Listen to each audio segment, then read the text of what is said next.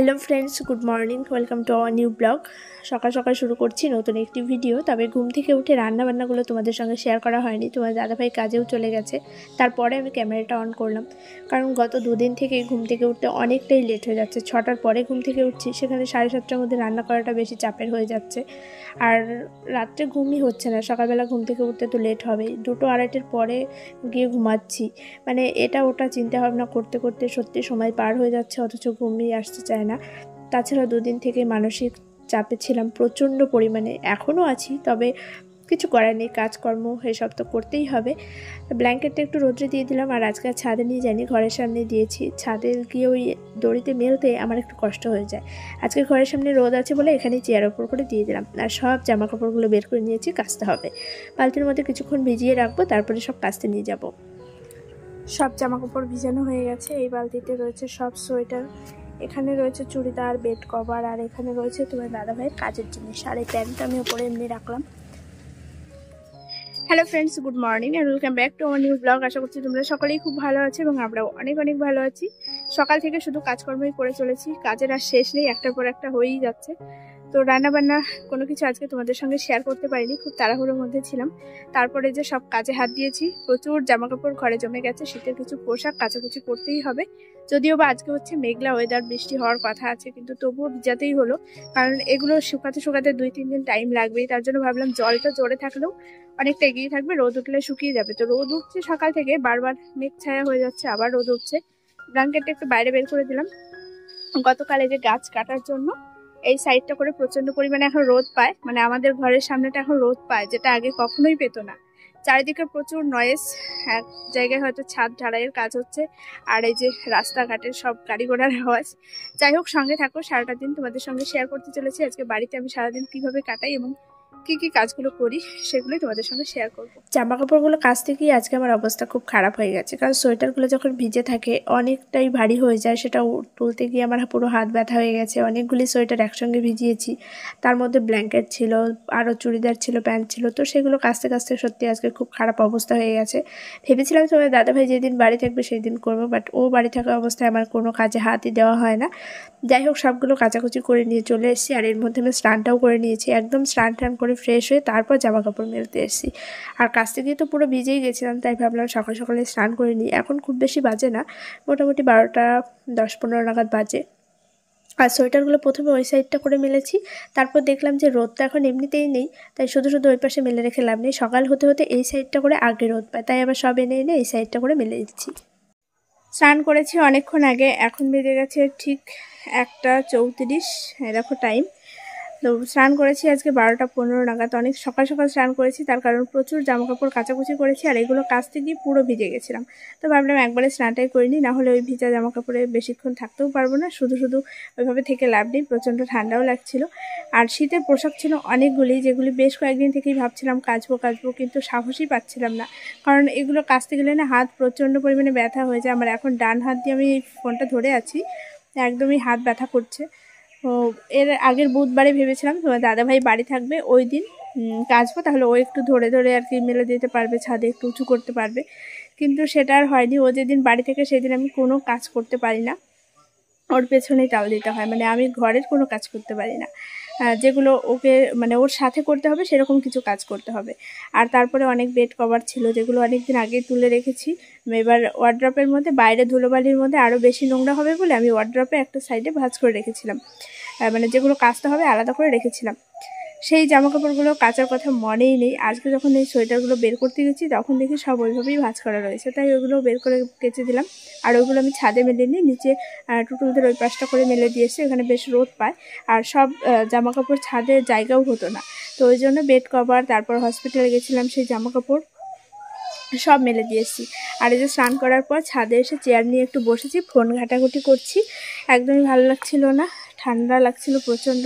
তোমার দাদাভাইকে এখন ফোন করবো, 1:30 বেজে গেছে, তো ও হয়তো 2টোর দিকে খেতে বসবে, ও ফোন করবে ফ্রি হলে।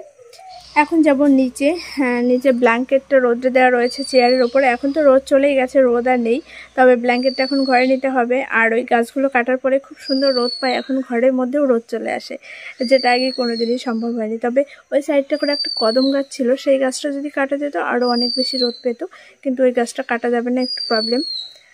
তো যাই হোক, এখন এখানেই বসে আছি। আর এখানে বসে থাকতে বেশ ভালো লাগছে। রোদ্রের মধ্যে বসে থাকলে না একদমই উঠতে ইচ্ছা করে না। আবার অনেকে আছে রোদ্রে বসেও থাকতে পারে না, মানে মাথা যন্ত্রণা হয়ে যায়। বাট আমার ওরকম কিছু হয় না, কিন্তু প্রচণ্ড আলসেমি হয়ে যায় রোদ্রে বসে থাকলে। তবুও বসে আছি। এখন আর সেরকম কোনো কাজ নেই, কাজ আছে মেশিনের কাজ। তবে ঠান্ডার মধ্যে ঘরে বসতে ভালো লাগছে না, ওটা দেখি সন্ধ্যে পরে যদি পারি তো করব। আর এই যে পেছন দিকে ওই যে সোয়েটার রয়েছে দুটো, আর ওই সাইডটা করে প্রথমে একবার মেলেছিলাম, তারপরে আবার দেখলাম যে এই সাইডটা করে সকাল হতে হতেই রোদ চলে আসে, তো ওই সাইডটা করে মেলে রেখে লাভ নেই, আবার এসে এই সাইডটা করে মেলে দিলাম। চলো একটু বসি, দেখি ঘরে কখন যাই, কখন কাজে হাত দিই। অনেকটা সময় ছাদে বসে থাকলাম, 2টো বেজে গেছে, এখন ঘরে যাচ্ছি। আর ওই ব্ল্যাঙ্কেটটাও ঘরে নিতে হবে, ওটা ঘরের সামনে যেখানে রোদ এসেছিলো ওইখানে চেয়ারের উপর করে দিয়ে দিয়েছিলাম। ছাদে এনে এই দড়িতে তুলতে গেলে নিচে পড়ে যায়, আমি পারি না ভালো, তো ওই জন্য আজকে নিচে রোদ আছে বলে এখানে দিয়েছিলাম। এখন ঘরে গিয়ে একটু রেস্ট করব, মানে ব্ল্যাঙ্কেটের মধ্যে ঢুকবো। আর এই যে এই গাছগুলিতে বিকেলবেলায় জল দেবো, এখন আর জল দেবো না, সন্ধে লাগার আগে আগে জল দিয়ে দেবো। তারপর তোমার দাদাভাইয়ের সঙ্গে একটু ফোনে কথা বলতে হবে। দেখি 2টো তো বেজেই গেছে, ও ফোন করবে এক্ষুনি, জাস্ট নিচে যাই আগে। একদমই ভালো লাগছে না, রোদ্রে বসে থেকে থেকে পুরো ঘুম পেয়ে গেছে, ঝিমঝিম চলে এসছে।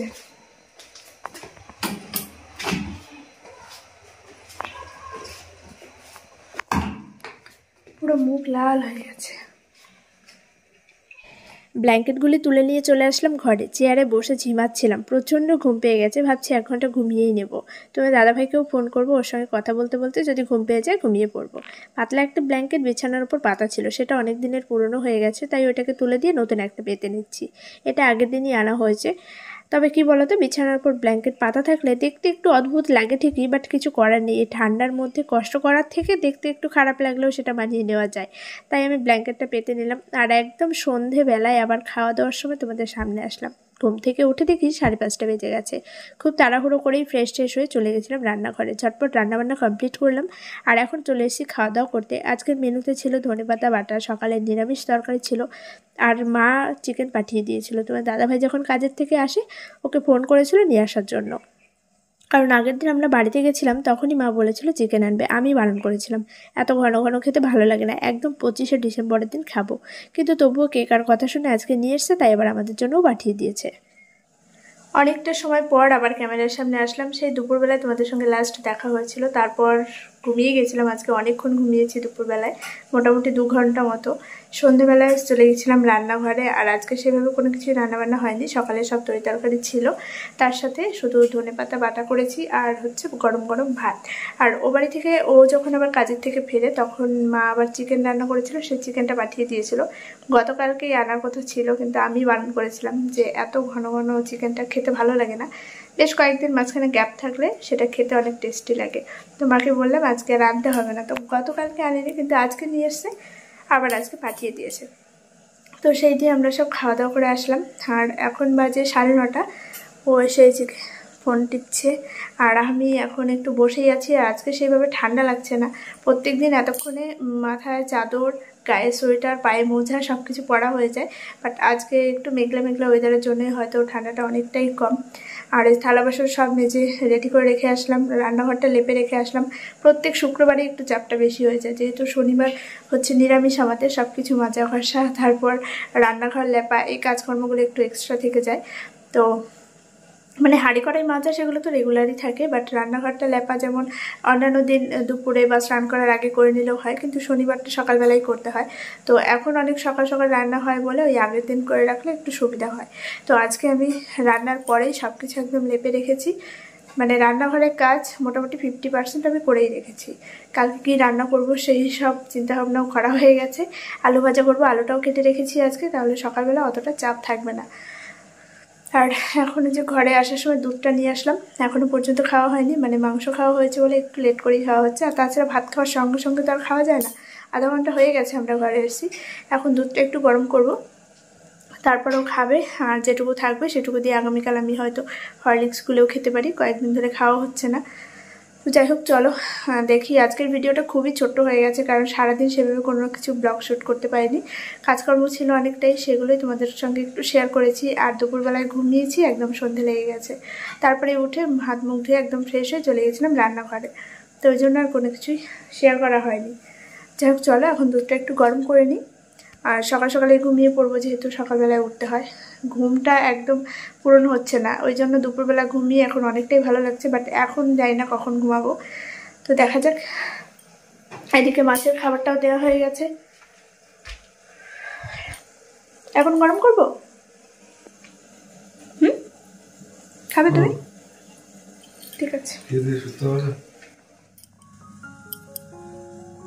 দুধটা এখন একটু গরম করে নেব, কিন্তু তার আগে এই যে দুধের যে সরটা রয়েছে এটা খেয়ে নিতে হবে, না হলে দুধটা গরম হতে গেলে না এই সর আর খুঁজে পাওয়া যাবে না। এ নাও।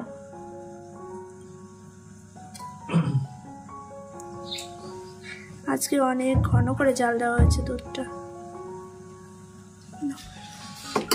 এখান থেকে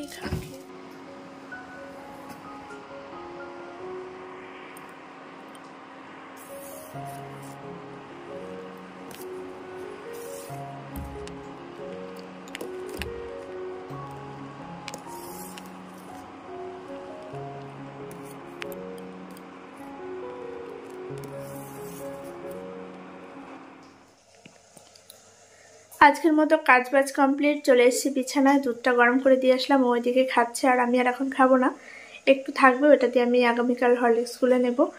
আর মশারিটা টাঙাবো না, মশারিটা মাঝে মধ্যে টাঙানো হয়, বাট প্রত্যেক দিন টাঙানো হয় না। আমার মশারি টাঙালে ঘুম ভালো হয়, আর ওর মশারি টাঙালে বেশি বদ্ধ বদ্ধ লাগে, ঘুমাতে পারে না, মানে অস্বস্তি ফিল হয়। আর সকালবেলায় বিছানা তোলাটাও একটা বেশ ঝামেলার ব্যাপার, কিন্তু শীতকালে মশারিটা টাঙালে খুব ভালোই হয়।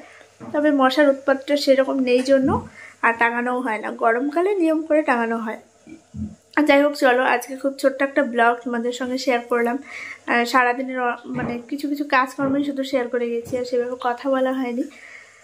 আর এখন শুয়েও পড়বো, রাত্রি এখন 10টা 10 বাজে, খুব বেশি রাত হয়নি, কিন্তু এখন শুয়ে পড়লেও তো ঘুম আর এখন আসবে না, কারণ আমি দুপুরবেলা অনেকক্ষণ ঘুমিয়েছি।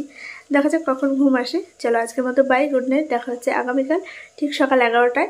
আর হ্যাঁ, প্রত্যেকদিন মানে 11টা ভিডিও আপলোড দেই ঠিকই, কিন্তু বেশ কয়েকদিন থেকে কারেন্টের প্রচুর প্রবলেম হচ্ছে আমাদের এখানে। সকাল 7:30 8টা বাজলে কারেন্ট চলে যায়, মোটামুটি 11টা 11:30টার পরে কারেন্ট আসে। তো সেই কারণে ভিডিওটাও একটু লেটে যাচ্ছে। দেখা যাক আগামীকাল আবার কি হয়। আর ওই রাত্রে যদি ভিডিওটা এডিট করে রাখতে পারতাম তাহলে হয়তো 11টার মধ্যে দিতে পারতাম, কিন্তু রাত্রে ভিডিও এডিট করতে গেলে আরও অনেক রাত জাগতে হবে, সকালে উঠতে পারবো না, তো এই হয়ে যায় সমস্যা। দেখা যাক আগামীকাল যদি কারেন্ট থাকে তো 11টার মধ্যে ভিডিও পেয়ে যাবে, আর যদি লেট হয় তাহলে ভাববে যে কারেন্ট ছিল না। চলো, গুড নাইট।